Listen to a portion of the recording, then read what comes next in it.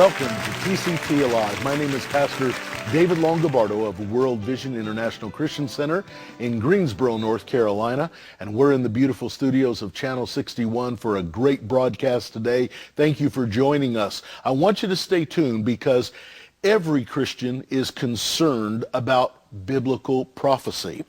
And in addition to biblical prophecy, every Christian is concerned about what's happening in our world today. I'm going to be interviewing today Joel Richardson. Joel Richardson is an outstanding author, lecturer, and human rights activist. He's written a very challenging book. It's called The Islamic Antichrist, and you're going to be fascinated with this. You're going to be fascinated with it for several reasons. Number one, not only because of his comparisons with biblical prophecy, but his heart and his desire to reach and touch the Muslim community. Let me read you an excerpt, and I want you to listen to this. It says, on September 17th, 2005, the newly elected president of Iran, Ahmadinejad, addressed the United Nations National Assembly in New York City. Concluding his speech, Ahmadinejad opened prayer and pledged to Allah to speedily bring forth the emergence of the mysterious Islamic Messiah figure known as the Mahdi. Journalists and scholars scrambled to understand exactly what he meant. Well, we're going to explore today a comparison between the writings in Islam as it predicts a Messiah, as it predicts their ultimate spiritual and religious leader, and as it relates to biblical prophecy. And so stay tuned, you're going to enjoy it. We're going to have some special music as well throughout the broadcast. Welcome with me right now, Joel. Good to have you. God bless you. Pastor Thank you David, for being with us. Thanks for having me on. Joel, first, before we get into your book and the challenging truths that you present, tell us a little bit about Joel's spiritual journey, the kind of family you grew up in, where you grew up, what your religious or spiritual background was, and how you came to Christ.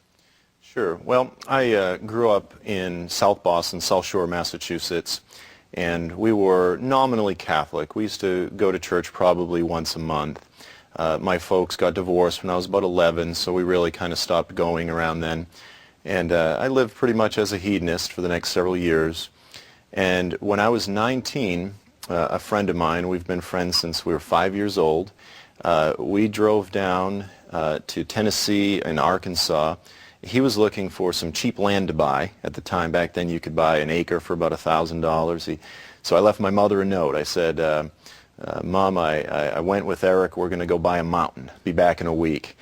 And but along the way, he also wanted to stop and visit. There was a particular Southern holiness preacher that was having a tent revival meeting. He wanted to stop and visit the tent revival meeting, and I didn't really have any understanding of that. But when we pulled up in the suburb of Memphis, 1 block over from Elvis Presley Boulevard, behind this old Piggly Wiggly in a big field was this tent revival meeting. It was in the middle of August. And I decided, because I was so hot and sweaty, that I would get baptized. And so we went in, and my friend was interested in hearing the preacher. I was just sort of along for the ride. But I got baptized, and I stayed for the meeting. And there were many things that happened that night. There were healings. There were claimed healings.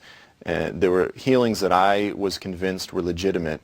But probably most powerful was the preaching of the pastor, the minister. And I remember he read from the sermon of John the Baptist, and he said, "The axe at the root of the tree has already been laid, therefore bear fruit in keeping with repentance. And lest that which does not bear fruit will be cast into the fire." And the Holy Spirit came on me powerfully in conviction, and at age 19 I gave my life to Christ that night. And it was an interesting journey walking that out.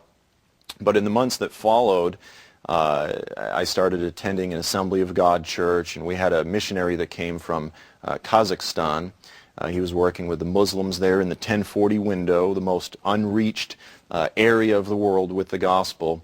And I decided at that age that I wanted to be someone that was reaching out to Muslims. I felt called to the Islamic world, and I never did make it to that part of the world, at least not long term.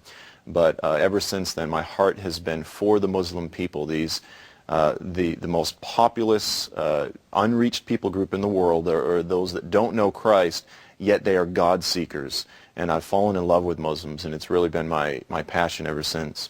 Joe, before the broadcast, you and I were chatting, and you shared with me your evangelistic fervor shortly after being saved, and how that you would go out into the streets of Boston sharing your faith. And you made an interesting kind of comparison between your interaction with Christians and then the interaction that you often had with non-believers, and then the interaction you often had with Muslims. Give us a capsule of that real quickly. Sure. Well, you know, after coming to faith, most of my hedonist friends didn't want to spend time with me, so feeling as though I was the only believer in the South Shore of Massachusetts, I used to go take the train into Boston, walk around, share my faith. And what I found was that most Westerners, they don't like to talk about God, they don't like to talk about Jesus or the Bible, and if you try to talk to them about those things, the walls go up immediately, and you'll be marginalized as a religious kook. Then I discovered the Jehovah's Witnesses, and they'll talk to you a little bit until they find out that you don't want to become a Jehovah's Witness. But then I discovered Muslims.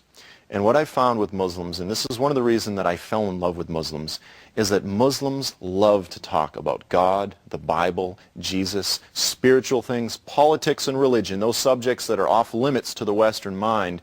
And they will sit there and talk with you and engage and argue and shake their fists at you for hours. And then at the end of the day, they'll say, okay, my friend, we'll do it again tomorrow. And so it was for that reason that I said, I love these people. They are, in fact, most often God seekers. And that was also a significant element in cementing my heart and my call to the Muslim peoples. Prior to that, had you been exposed much in any way to the Muslim community or to the Quran or to their beliefs? Not really, no. At age 19, this was all very new to me. So that is really what whet your appetite in terms of your study, not only of the scriptures, but of Islam as well. Yeah, absolutely. And, you know, within the next few years, I was going to Bible school. And what I felt, this was actually after the first year of Bible school, I decided that since my heart was for the Middle East, rather than studying it, rather than reading about it, I actually up and went ahead and moved to the Middle East for lesser part of a year and just plunged my heart into this thing and sort of on a prayer journey, backpacking around as a young guy and just saying, Lord, teach me about this thing called the Middle East. And again, it was more sitting down, drinking tea, talking politics and religion with Muslims and Jews, and just had a wonderful time. I read an excerpt from your book, on the back of your book, The Islamic Antichrist. I read an excerpt that had to do with the prayer that Ahmadinejad prayed at the United Nations and how it sent journalists scrambling to try to understand this Messiah figure that he was petitioning Allah for.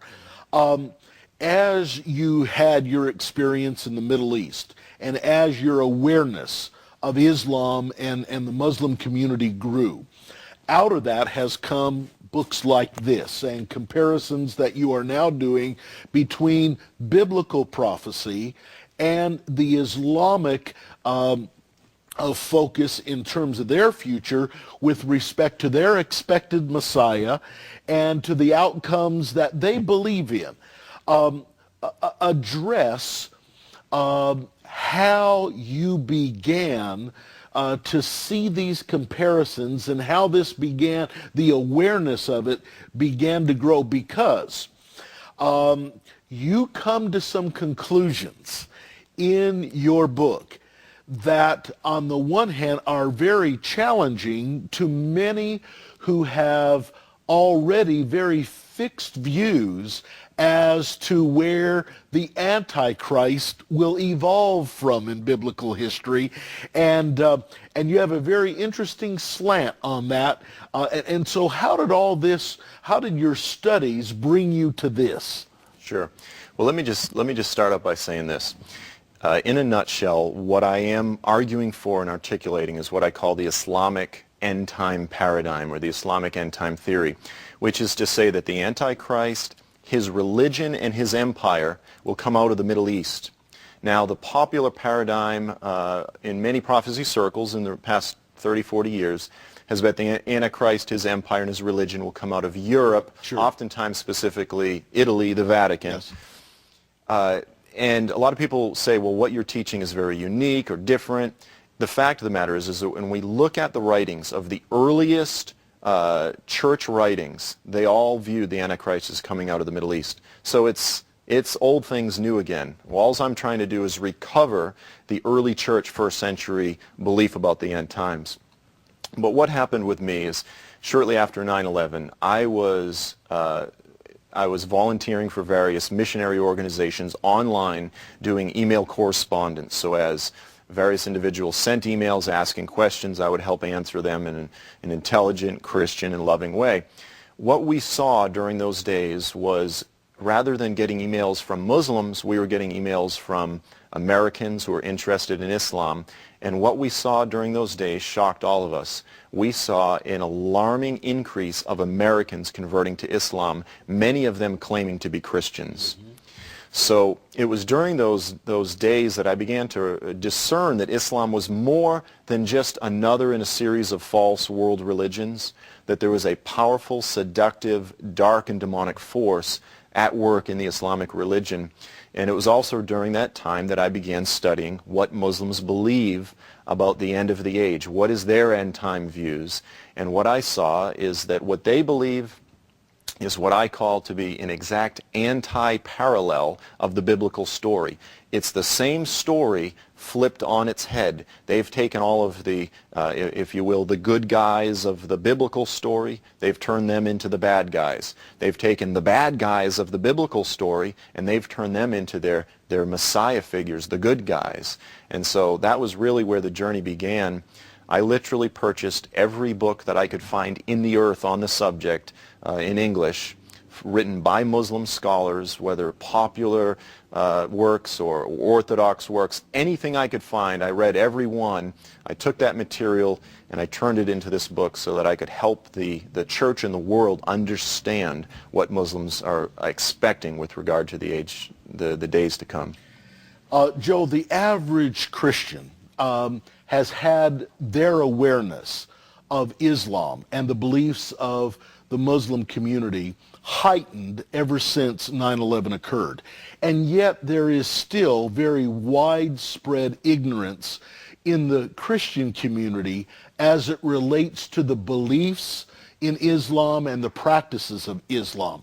Most Christians are aware that the Quran is at the heart and core of the faith of the average Muslim. What they're not aware of are the writings in the Sunnah and other companion readings and prophetic writings that are just as important to the average Muslim as, say, the Quran is to them. In your study of the Sunnah, basically the beliefs, the practices, the history of Muhammad himself, many of these prophecies that you refer to in your book come out of the writings of the Sunnah.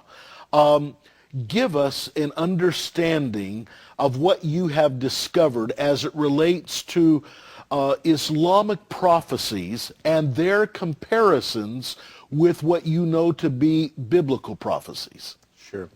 Yeah, well, exactly as you said, Muslims, their faith is based not only on the Quran, but also the extra Quranic writings called the Sunnah or the Hadith, as well as their history, the Sirat literature, and so forth.